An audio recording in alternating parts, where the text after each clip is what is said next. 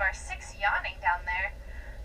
That was cool, right across the middle window for you guys. I was talking about that earlier. But for those nurse sharks, even though they are our largest shark at about 8.5 feet long and 350 pounds, their teeth are the size of those grains of sand right there in front of the window. They don't need big long sharp teeth like sand tiger because they eat crustaceans. So they just need a few smaller teeth to crush through those exoskeletons to get to that meat. So that's all 16 of our sharks, and if you're just joining us, you might notice that Anthony has those cage doors wide open. This is one of our absolute favorite things to do during these eye-to-eye shark dives, because a lot of times people see the cage and they think, of course, people should be in the cage if they're in the water with sharks. But we want to show you guys that that's definitely not true.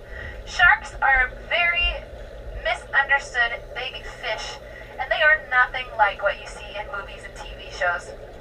As you can see, there are 5 people in that cage with those doors wide open, and none of these sharks have any interest in getting into the cage and eating the people. That could not be any further from the truth.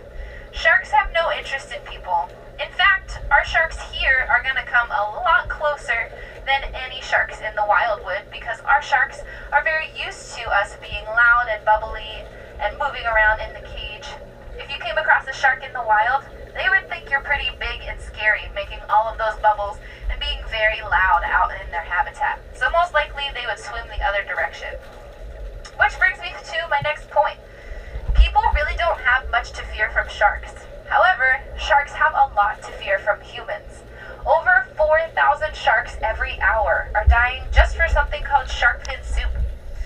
The fishermen will pull these sharks out of the water, cut off all of their fins, including that big tail fin, and then throw the rest of the shark back out into the water. So as you can imagine, they can't swim anymore without all of those fins, so they'll slowly either starve to death or drown. It's very sad. About 80 or 90% of the animal ends up being completely wasted. Here comes one of those nurse sharks. I'm glad he's up and moving around for you guys. But about 80 or 90% of the animal ends up being completely wasted. And not only is finning a big problem for these sharks, bycatch is another one. If you guys aren't familiar with what bycatch is, it's when fishermen go out and they throw those nets out into the water. A lot of times they catch things they're not meaning to catch, like sharks and stingrays. Sometimes even turtles or other mammals get tangled up in those nets and drown.